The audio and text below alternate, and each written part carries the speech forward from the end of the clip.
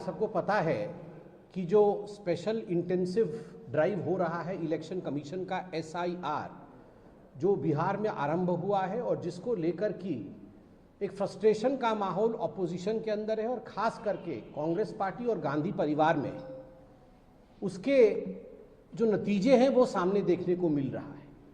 वास्तविक रूप में जो माननीय गृहमंत्री जी ने कहा है कि घुसपैठिया बचाओ आंदोलन यह विपक्ष कर रहा है, यह जो राहुल गांधी जी की एक यात्रा निकली है घुसपैठिया बचाओ यात्रा, उस यात्रा में स्वाभाविक रूप से भारतीय जनता पार्टी के कार्यकर्ताओं ने और समग्र देशवासियों ने ये माना है कि घुसपैठियों से देश को बचाना है। 15 अगस्त में प्रधानमंत्री श्री नरेंद्र मोदी ने भी कहा है, मोदी जी ने भी स्पष्ट रूप से कहा है कि देश में किसी भी कीमत पे घुसपैठियों से देश को बचाना है, ये देश की सुरक्षा का विषय है। मगर आप देखिए किस प्रकार की किलबिलाहट है ऑपोजिशन में।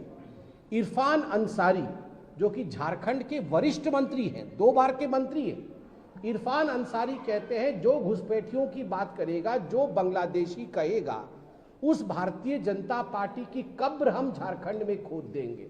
सोचिए, देश को जो बचाने की कोशिश करेगा, देश की जो सुरक्षा की बात करेगा, देश में दूसरे घुस ना आए, देश के संसाधनों पर देश के ही नागरिकों का पहला अधिकार है, जो ये कहेगा उसको कब्र में दफना दिया जाएगा और महिमा मंडन उनका होगा जो कहेंगे बांग्लादेशियों का देश के संसाधनों पर पहला अधिकार है, उनका वो महिमा मंडन करेंगे। दूसरा, केवल इरफान अंसारी ही नहीं, झारखंड से बंगाल के मालदा के तृणमूल कांग्रेस के जिला अध्यक्ष जिनका नाम अब्दुल रहीम बख्शी है, अब्दुल रहीम बख्शी, उन्होंने भी धमकाया है।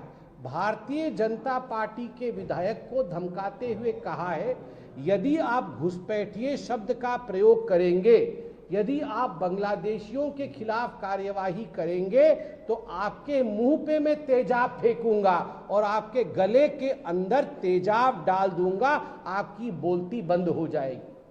मैं बहुत ही संवेदनशीलता के साथ ये अपील करता हूं कि कलकत्ता के हाईकोर्ट का इसको सुओ मोटो कॉग्निजेंस लेना चाहिए।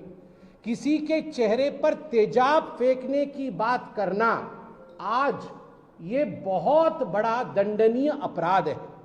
कई बहनों ने यह घृणित कार्य अपने जीवन में देखा है, उनका जीवन बर्बाद हो गया है।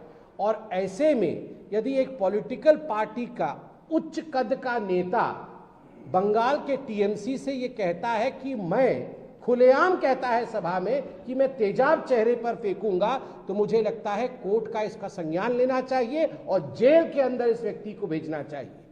और आज मैं इसके साथ ही अशोक स्तंभ को लेकर के जिस तरीके से हुआ, उसके बाद सुप्रिया श्रीनेत ने जिस तरीके से कहा, बिहार के लोगों के बारे में क्या कहेंगे आप? देखिए, जिस प्रकार से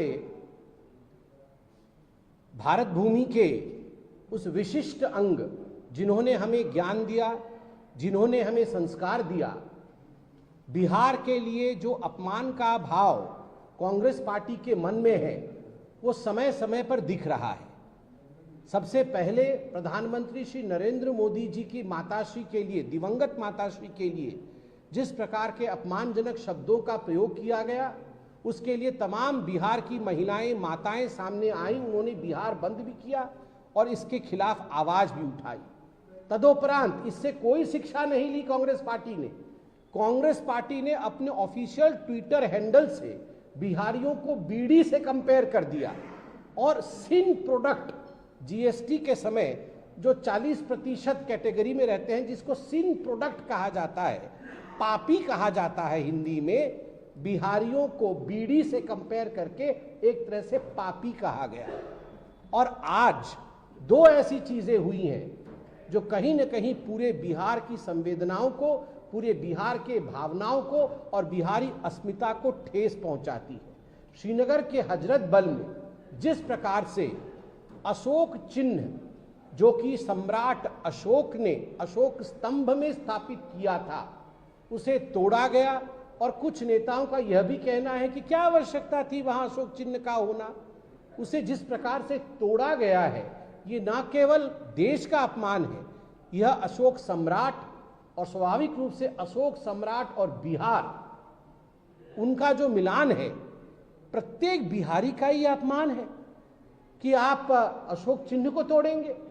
दूसरी बात, मुझे तो बड़े तकलीफ के साथ कहना पड़ रहा है, कांग्रेस पार्टी की जो कम्युनिकेशन की हेड है, जो मुख्य प्रवक्ता है, उन्होंने जिस प्रकार से राहुल गांधी को ऊंचा दिखाने के लिए बिहारियों का अपमान किया है, क्या शब्द थे उनके? उनके शब्द थे, लोग बड़े गंदे थे, पसीने टपक रहे थे, उनके हाथ कैसे मैले थे और उनके कपड़े कैसे मैले कुचैले थे, और वो भी आते थे तो राहुल गांधी उनसे हाथ मिला लेते थे, हिचकते नहीं थे, हाथ मिलाकर हाथ धोते भी नहीं थे। और कभी कभी ये लोग राहुल गांधी से गले मिलते थे तो राहुल गांधी गले भी मिल लेते थे। राहुल गांधी जी को इन्फेक्शन हो सकता था, मगर फिर भी राहुल गांधी चिंता नहीं करते थे। क्यों? क्या बिहार के लोग बीमार हैं? क्या बिहार के लोग किसी रोग से ग्रसित हैं जो अगर राहुल गांधी से वो हाथ मिला लेंगे, राहुल गांधी से गले लग लेंगे तो राहुल गांधी को बीमारी फैल जाएगी और बार बार उन्हें हाथ धोने की आवश्यकता है? ये जो एंटाइटल्ड राजकुमार और शहजादे हैं, उनको ऐसे ही लगता है कि यदि हम पसीने से तरबतर, बिहारी पसीने से तरबतर है क्योंकि बिहारी स्वाभिमानी है, मेहनत की कमाता है। आज पूरे हिंदुस्तान में मेहनत की कमा के खाता है बिहारी, स्वाभिमान है बिहार में। आपकी तरह राहुल बाबा एंटाइटलमेंट नहीं है कि मेरी दादी, मेरे नाना, मेरी नानी, मेरे पिताजी, मेरी मम्मी, तो आपको तो पसीना आएगा नहीं। मगर स्वाभिमानी लोगों को पसीना आता है। उनके कपड़े फटे हुए भी हो सकते हैं, कपड़े फटे हुए हो सकते हैं, पसीना हो सकता है आ रहा हो, मगर दिल सोने का है। ये बिहारी है और उसको आप बीमार कह रहे हैं। राहुल गांधी, यही बिहारी आपको जवाब देगा और यही बिहारी आपको हरा के दिखाएगा कि आप वास्तविक रूप में केवल एक शहजादे हैं और बिहार को शहजादा नहीं चाहिए, काम करने वाला प्रधानमंत्री और काम करने वाला मुख्यमंत्री चाहिए। बहुत बहुत धन्यवाद।